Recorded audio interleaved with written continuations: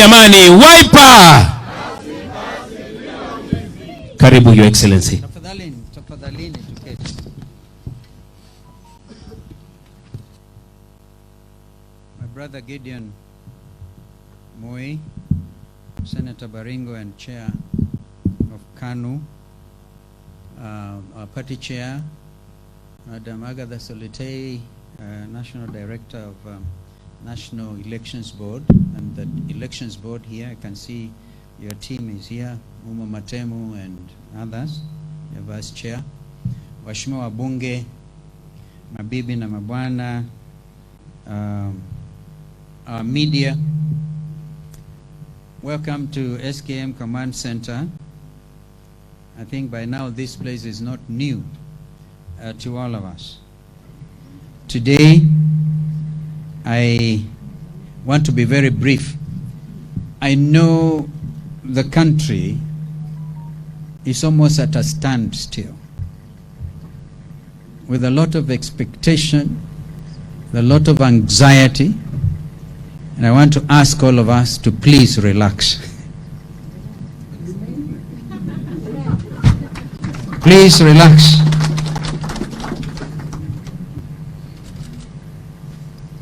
It will be recalled by many Kenyans that, I forget the date, but it was the famous Jacaranda grounds in Embakasi East, when I declared that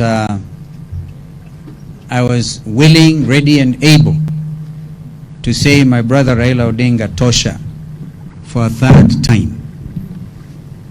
But since that time, a lot of things have happened that have tended to negate that very spirit.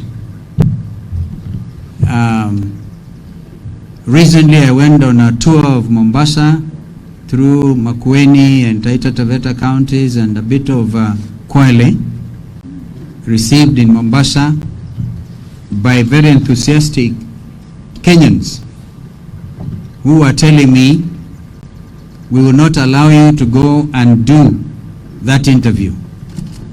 And they gave their reasons. Having deputized my brother Raila twice, was even President Kibaki's vice president, they thought we had the credentials. And so at the end of it all, I presented myself, much to the consternation of so many of them who felt I shouldn't have. But those Kenyans who know my very clear stand on humility and values and servant leadership, I felt I didn't want to give the impression that I was arrogant, that I was proud. I didn't want to appear before eminent personalities like Bishop Mjenga, Bishop Zacchaeus Okoth and others. And I took the decision then to go. In fact, immediately after I finished that conversation, just strictly not an interview, I left for an assignment in Juba, South Sudan.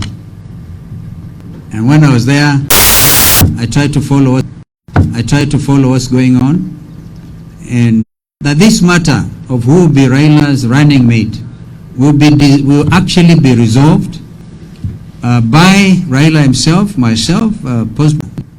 I tried.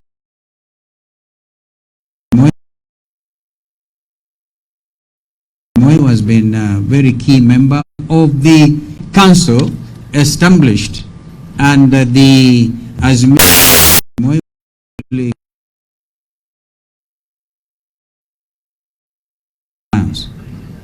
And the chair has been President Uhuru Kenyatta. So I want Kenyans to know we've been in full consultations, that although the eminent persons have done their work, the final decision has actually been taken by the candidate himself, the Honorable Raila Odinga, his own decision, which I respect. And I wish him and his running mate, our sister Mother Karua, well. But I also made it very clear that if I know my country, if I know our country well, that decision will meet with overwhelming opposition. And therefore, we've agreed to go our separate ways and compare notes as we move. I'm talking to you as my brother Gideon is here, and I know that some people have been saying Gideon was sent to rope Kalonzo in, but remember Gideon, when we had CJ, we used to call him Mr. Ropeman. He was supposed to rope. And I spoke this morning to Honorable David Ocheng, who is in the United States.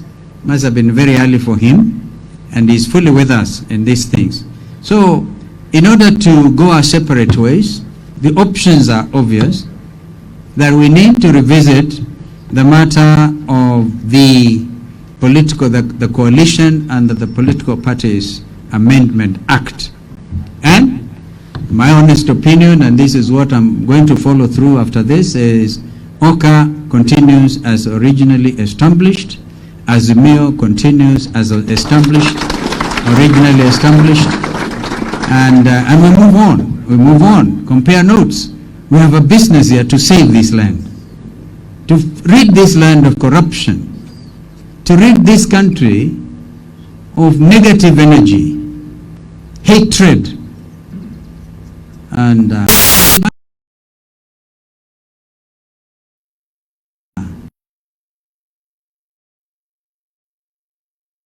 our manifesto, Wiper the movement. You have snippets of the same 24-hour economy. When I was in Mombasa, I reminded everybody, hey, listen, don't worry about standard gauge railway. It's an important piece of infrastructure. Never mind the exorbitant cost or whatever others may think, but look at the bigger picture. Declare Mombasa and Lamu free ports and see what happens. What happens, and work 24 hours. Therefore, we need to reset our minds as Kenyans. I will be talking. In fact, I had convinced a political team, call them politicos, when we've been consulting on some of these issues. I said this week, I am going to be mute. But it became necessary because of the outcome of these consultations that I have to speak. Soon after this, I want to go mute for another 1 week. To reflect and to think, because these are weighty matters. And I know people, the ordinary folks who rush out there, do their blogging, very good, paid to blog, call us names, do whatever they want to say, but we will remain very firm, very, very firm. Because I think the majority of Kenyans want an alternative between Kenya Kwisha and Azimio. That's not the fact. Kwa hivyo, hakika tutaweza. Oka, hakika tutaweza. And I'm saying what I'm just said here is in absolute good faith. In fact, the terms of engagement under this Grand Coalition Agreement is based on utmost good faith. And where there is no good faith, then you can't do business. And some of us have suffered the consequences of bad faith for far too long. I mean, for how long do people expect one Stephen Kalonzo Musyoka to be the one always to sacrifice? Always to sacrifice. And then after sacrificing, they mess up the country. We will not allow this to continue. So we are set. Amka mama, God bless you. Ameamka. You know, we are a party that, as Wiper Democratic Movement, that believes in gender parity, 50-50%. 50% women, 50% men in government. And that we remain committed to.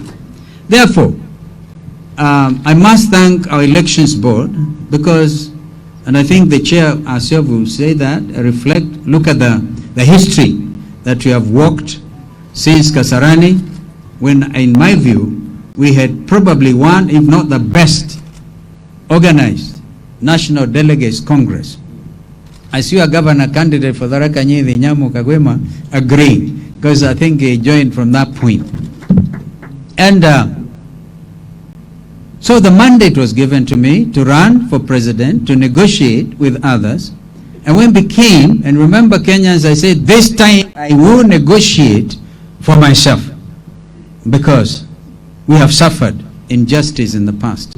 And I'm happy to say the results of those consultations are what I've told you. And we have agreed as brothers and as sisters in the interest of this country to go a separate way. And we will then, it is never too late to come back. It is not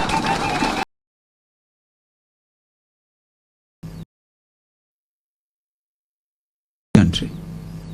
And therefore I want on my part to thank my brother President Uhuru Kenyatta, who has remained constant in this struggle of having to agree on who is a running mate. In fact, Kenyans had assumed at Jacaranda, when I said Raila tosha mara ya tatu, I remember Brother Gideon, we meeting at the agree.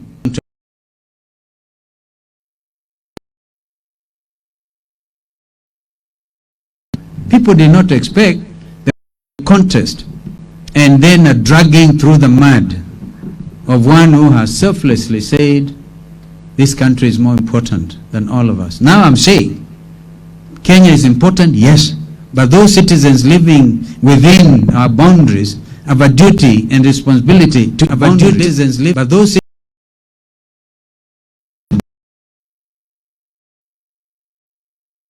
doing what a betraying become. Remember, I've talked about politics of deceit. I don't want to continue. Today we called you because consequent upon those consultations, my brother Raila knows I'm naming my running mate. In fact, from Mombasa he came home to try to convince me to accept his choice of our sister Mother Karua. We did not agree, and I said, let's sleep over it. We slept over it, and last night we are at it.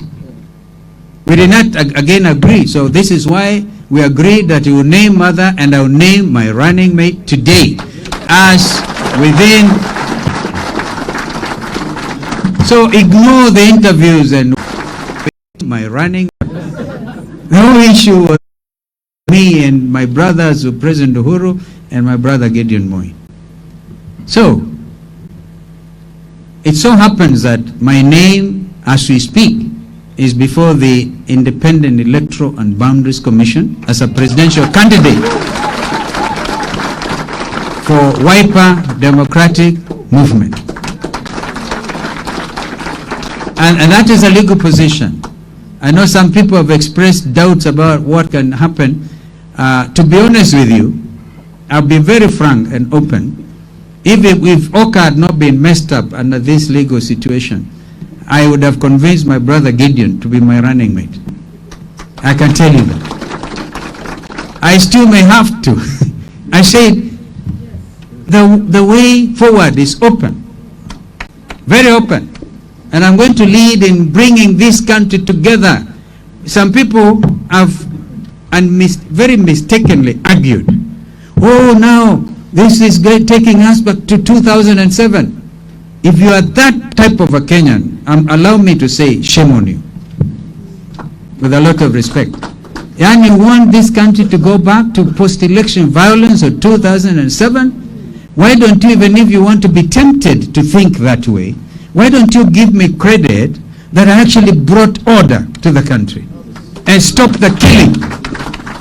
And stop the killing. And ask yourself whether there was any killing at the strongholds of ODM Kenya as we then were before it became Wiper Democratic Movement. We saved literally this country. I'm quite sure we'll not go that way again because we'll be winning this time. This time we're winning. This party has grown in leaps and bounds. As I speak to you, we have a candidature of about 106 members of parliament from across the country, from Moyale to Lungalunga, and from Dadaab to Kishi. This is a national movement. If, as I speak to you, we are the third largest political party during the 12th, my prayer and hope is that either number one or number two will compete with our friends in Kano and others. So, the decision I've had to take are to take into account the future of these candidates. 22 senatorial candidates, 11 governors, over nearly 400 MCAs. If I just wound up and said, kwaheri ya konana, I devalue the ticket that you have been given. And worse still, by devaluing the same, others will take advantage and move into the party strongholds and make you look funny. I'm there to make sure you remain solid and dignified.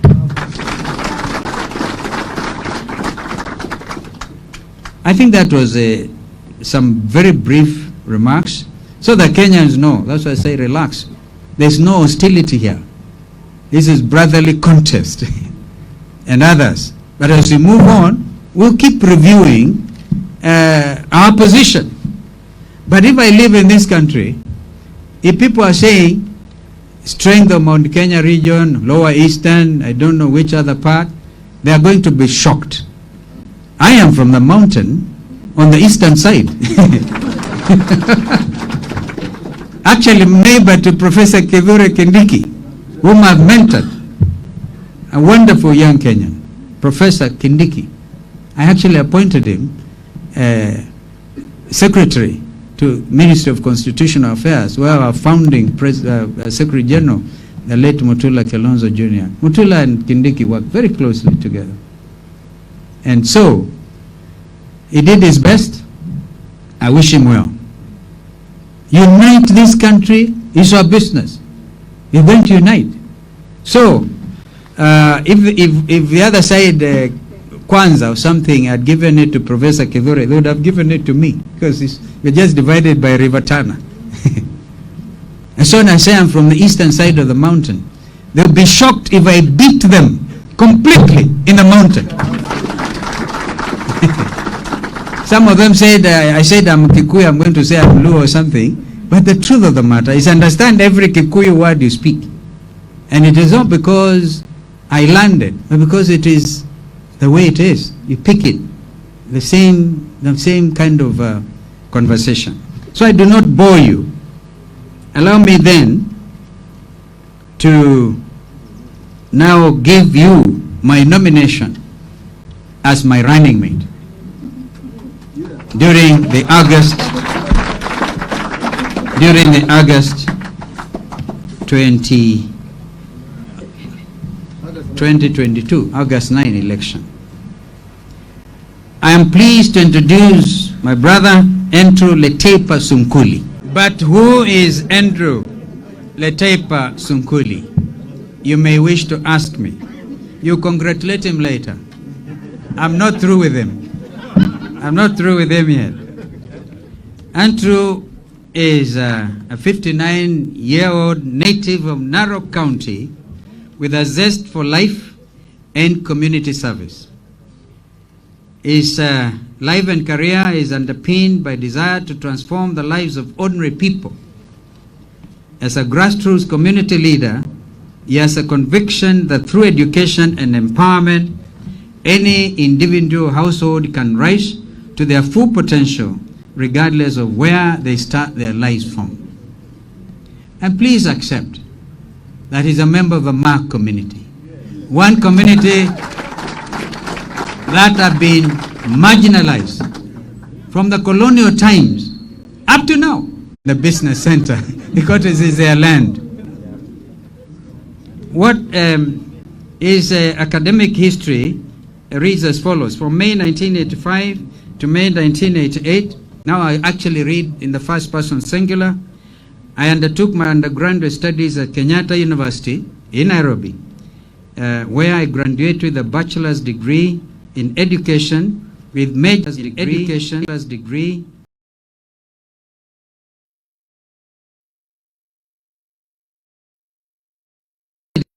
took me on a journey through psychology, statistics, history of education, a broad variety of literary genius and regional literatures, the history, structure, and usage of the English language, as well as the practical skills of teaching and classroom delivery. He's an accomplished teacher. Give him a clap for it. In February 1982, November to November 83,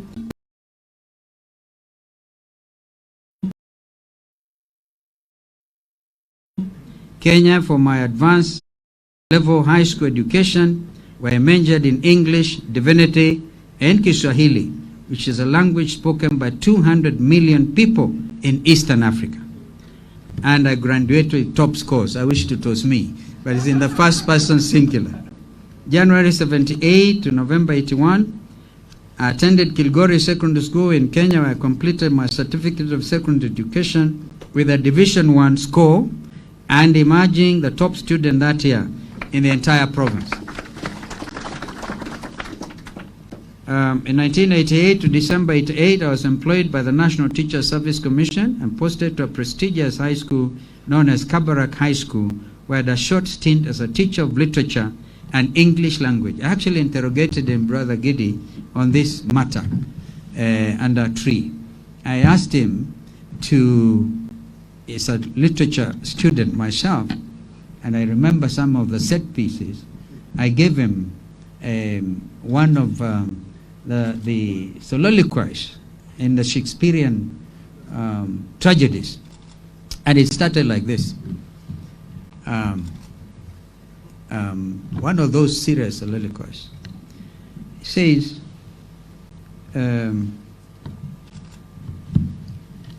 time is out of joint, oh cursed spite, that I was born to set it right. He goes on to say, you know, now I imagine if you're in Kenya today, wouldn't you think that time, like Shakespeare would have said, is out of joint, oh cursed spite. And then I wanted to say, because he was considering committing suicide, whether it is more honorable in the heart to suffer the slings of outrageous fortune, or to take arms against a sea of troubles, and by opposing, end them. I asked him, which of the Shakespearean tragedies was that? He had to Google a little bit. He ended up with Hamlet. He's an accomplished literature teacher. And that is what actually gave me myself the necessary backing to study law at the University of Nairobi. So I find a lot in common. And that is, gentlemen, I don't want to bore you with a lot of these things about him. January 74, director, chairman, and chief of a number of companies and organizations as follows. I founded and led the East African Leadership Center as executive chairman. Center was established to provide leadership training to middle-level managers of private, for-profit, not-for-profit organizations. With a staff of 30, we had a throughput of 600 individuals in those 9 years. My responsibilities included providing team leadership, ensuring the center stuck to its vision and core mandate, and overseeing all the key business processes. The East Africa Leadership Center was later sold to other investors. As the ELC was a small outfit, his salary stayed between $1,500 to $2,000 per month. Now, this tells you he knows how to begin humble. And my brother, should you become the President of the Republic, do not look at exhaustive numbers compared to this. And if you find you're earning so much, and of course, the thing I'll tell you as your leader is you will never steal, because stealing will militate against all that, what you try to do in trying to set up those qualities. January 2001 to 2003, while I was executive chairman of the East Africa Leadership Center, he served as a board director for Kenya Post Authority, that is KPA, having been appointed to that position by the President of the at the advice of the Minister in charge of Sports and National Transportation. The KPA Authority is a large public sector organization with 7,000 employees and a fairly profitable record. As director, he chaired 2 subcommittees of the board, namely procurement and human resources, and as chair of HR, subcommittee, he led efforts to eliminate an actual deficit of over 100 million shillings, or dollars, I beg your pardon, which had nearly crippled the staff pension fund. He left the board voluntarily due to pressure of new assignments.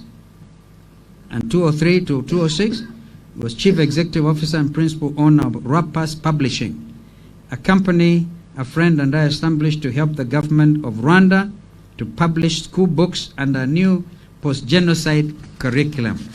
Post-genocide, sounds very good.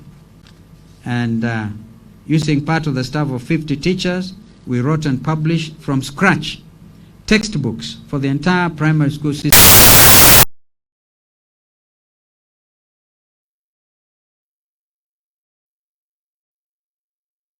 It was a tough during the residual ethnic passions of the early post-genocide period.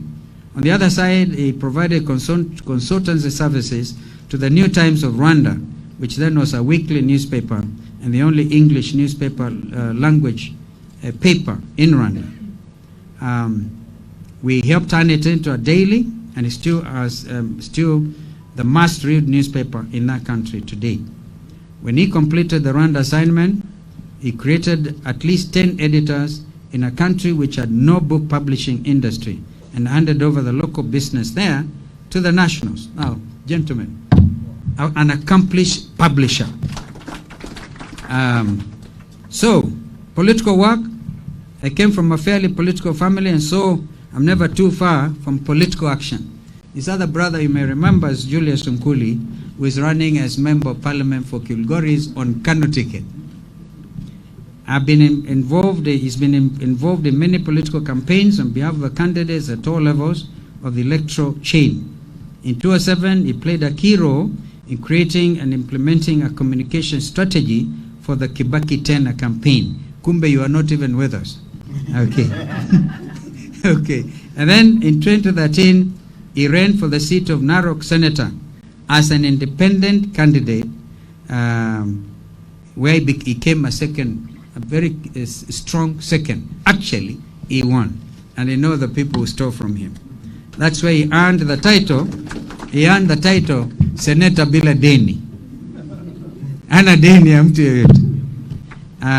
And then in 2017, he did not contest, but instead played a key role in the presidential campaign for the Jubilee candidate. Again, he was against us.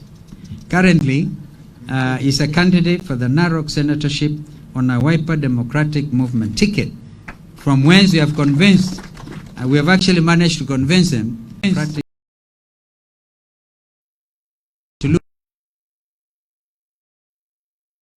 to elect. I'm sure they are not short of senator candidates. Unfortunately, we will not have one on Wiper, but I think if what I'm hearing serves me right, the leakage in Narok is already causing a lot of excitement. He believes that he has a strong community mobilization skills that will come in handy at both the local and the national levels.